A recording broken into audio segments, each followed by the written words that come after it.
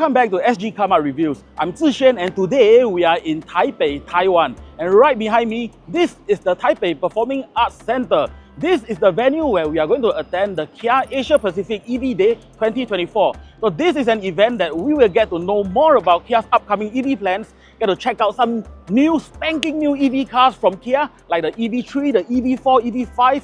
Some of these, they are coming to Singapore really soon. So we really want to find out a lot more about these cars. So let's head in, man. Let's check it out. Let's go, man.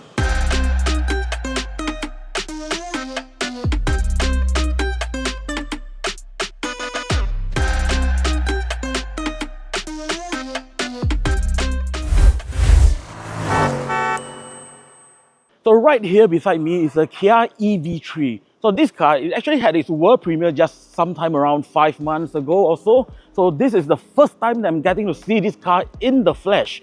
And if you are wondering, the Kia EV3, it is a crossover. So you're expecting the size of something around a Kia Niro if you are familiar with that.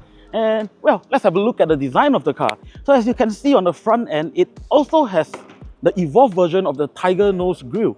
So unlike the older iteration of the Tiger Nose, those are a little bit more, I guess, complicated. This is simple, minimalistic, and it looks really clean.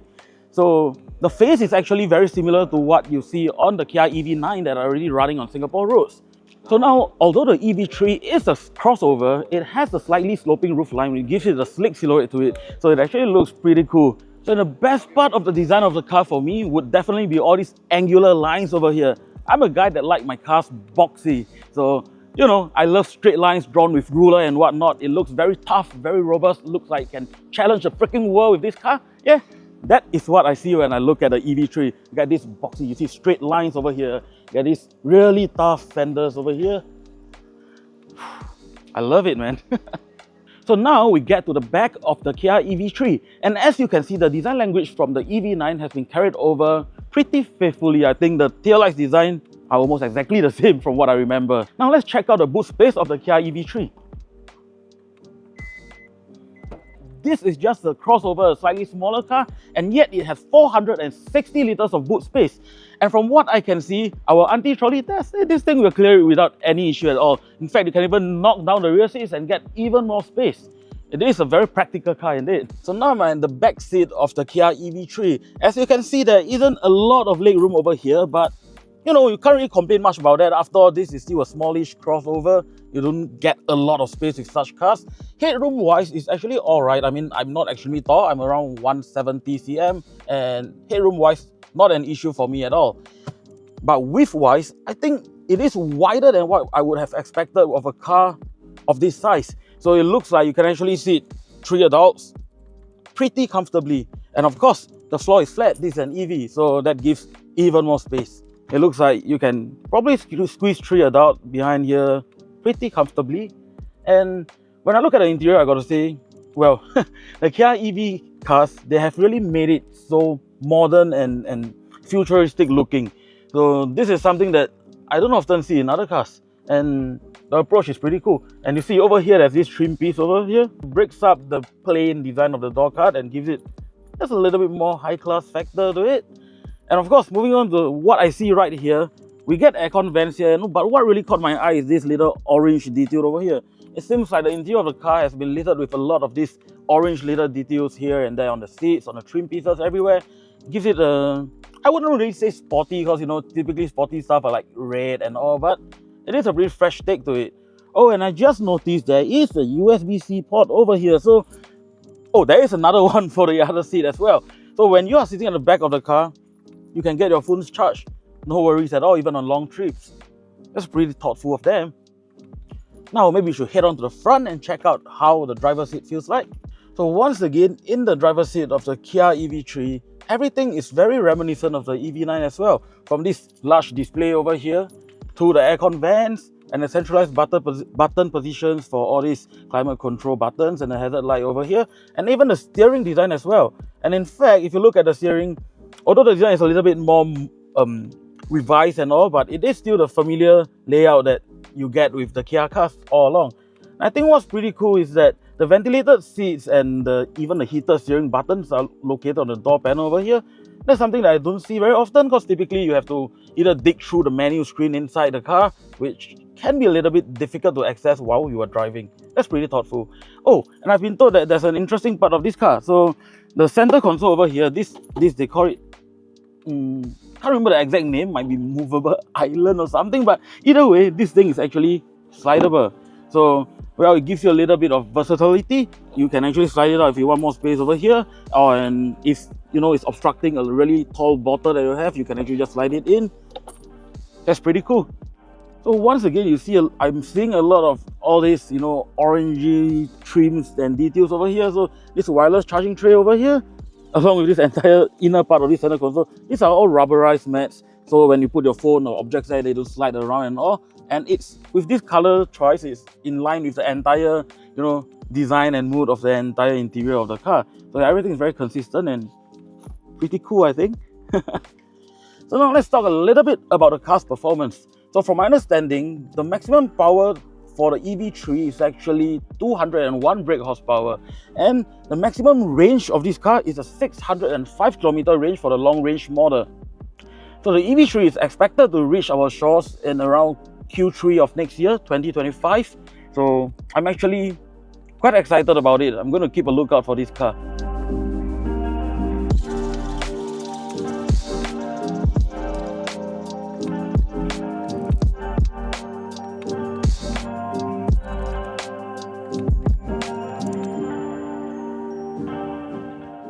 Right, so now we move on to the Kia EV5. So this is actually the most exciting one in some ways, because apart from the EV9 that's already on our roads, this is the one that you can expect to see driving around in Singapore the soonest. So this car will be introduced in the Singapore Motor Show, and it is expected to be launched in Singapore in around the second quarter of next year, 2025 as well. So you've got to keep your eyes out for this car. So a little bit about the EV5. What is the EV5? You can think of it somewhat like a slightly smaller version of the EV9 in some ways. So the EV9 is a 3-row SUV. This is a mid-size SUV that is only 2 rows. So if you don't need something that is so huge to, you know, haul a lot of people in the car, the EV5 might be the car for you. Now let's take a closer look at the car.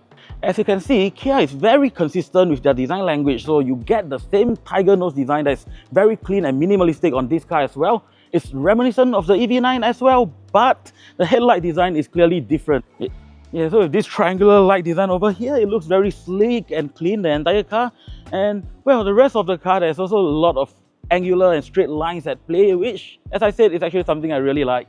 Right, so at the side of the EV5, the first thing that caught my eye is actually this line over here. So while the other models actually have some clamshell bonnet design as well, but it doesn't have a straight, a straight edge over here where the fender actually meets the clamshell bonnet. And it's really cool. It's something that you don't see on many cars, and it's quite unique. And the best part is that it actually accentuates the shoulder line of the car, you know, the squarish, angular, really strong and tough look of the car. Angular sharp lines doesn't just end at the front end of the car. So at the rear over here, you can see there's this very obvious line over here. It makes the car look really fierce, really tough. It almost looks like a white body kit on it, and I really love it. So at the back of the EV5, as you would have come to realize, Kia's design are all very clean and very sophisticated. Well, that is what's going on here. There's nothing too out of the ordinary. It just looks clean and nice. And the taillight design, it actually kind of mimics the front as well, I think. So that's a pretty cool little touch. Now let's check out the boot of the car and see just how much boot space we get.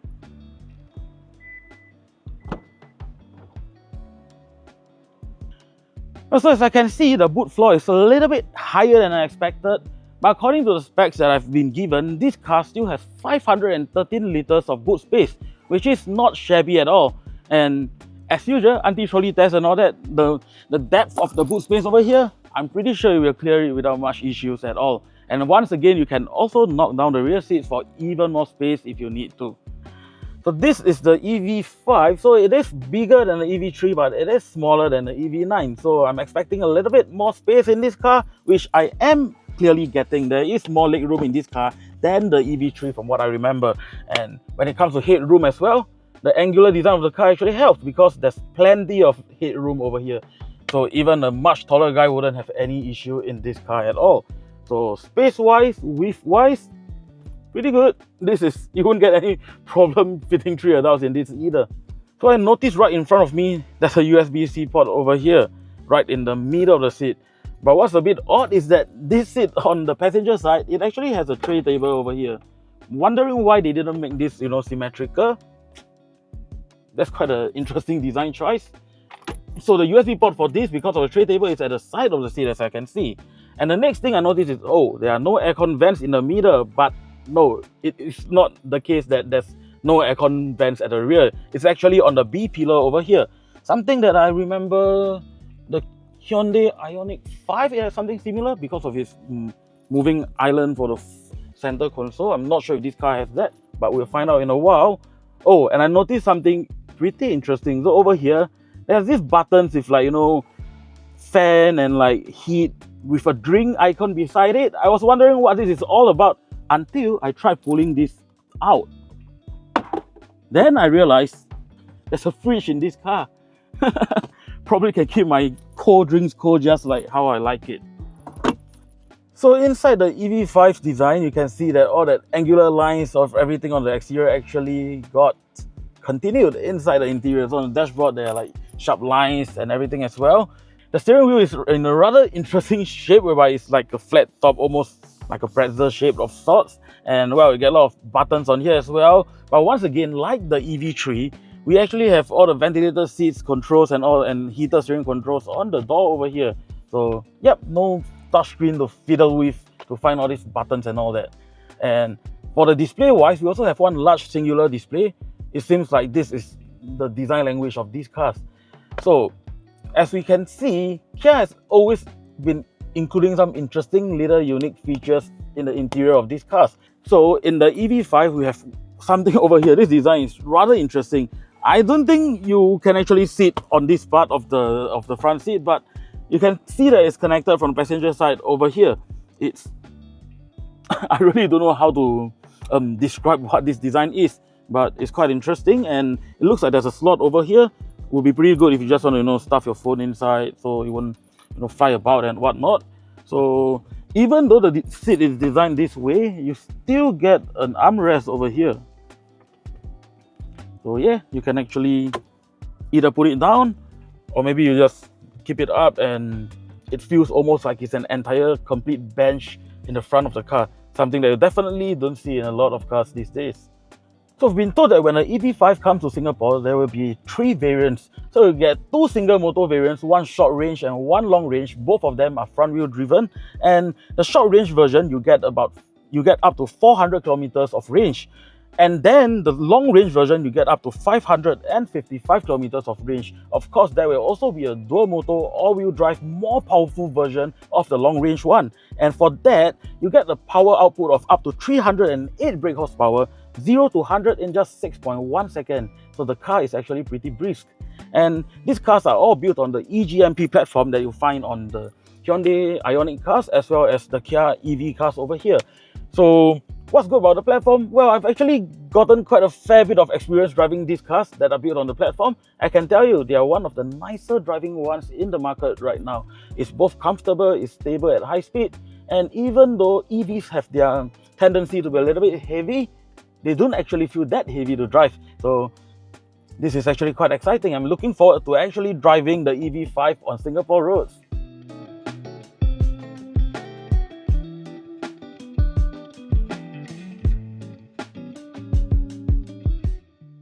So behind me over here is the Kia EV4 concept, and if you were to ask me, I think that it might be the most handsome thing on the stage today.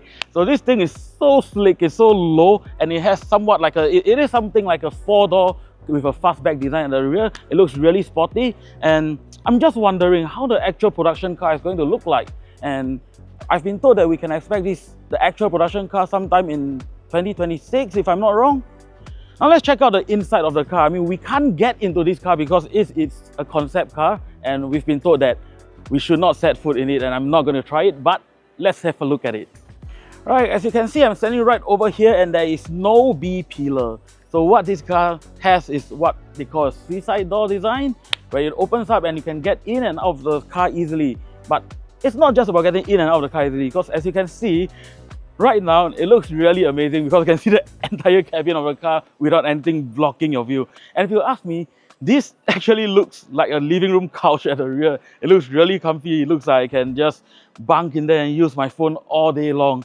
So another interesting thing that I noticed, or rather I've taken note when they were presenting about the car during the event, is that the aircon vents of this car is pretty interesting. There are all these tiny little nozzles on it, a lot of it. I mean, it looks like there are 50 or even 100 of them. So every single tiny nozzle, they can actually direct it differently. So you get the cool air blown to, all corners, every angle. Quite interesting design, but I'm thinking if it gets dirty, it will be a little bit difficult to clean up. Well, I mean, that's what concepts are for, right? You got to think out of the box, and that's clearly what Kia did over here.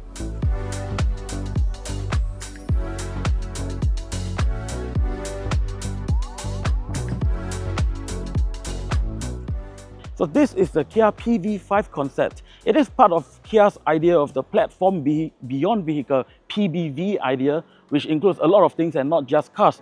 So right now, when you look at the PV5, this is a very revolutionary design. You'll see more about it when you get inside the car. But on the exterior, you can see this. There's this LED panel over here.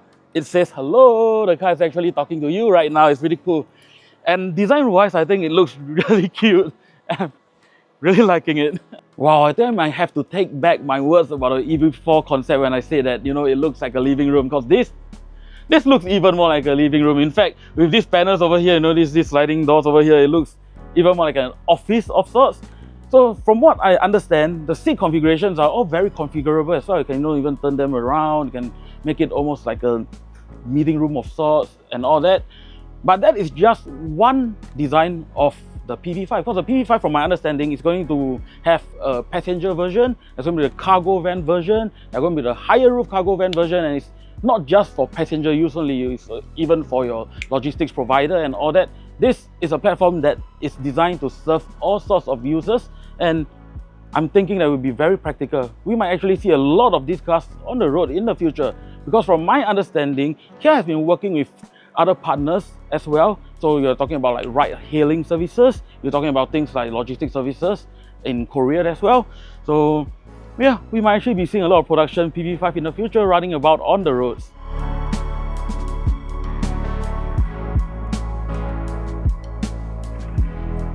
This trip has been absolutely exciting and so enjoyable. You really got to thank Kia for sending us all the way to Taiwan. It's my first time here, by the way, to see all this wonderful, marvelous car right here at the TPAC. So, well, I've been enjoying my time a lot, and I hope you are enjoying our video as much. So don't forget to like, share and subscribe to our YouTube channel, and follow us on TikTok at Sgcarmart. So until then, that's all. Bye!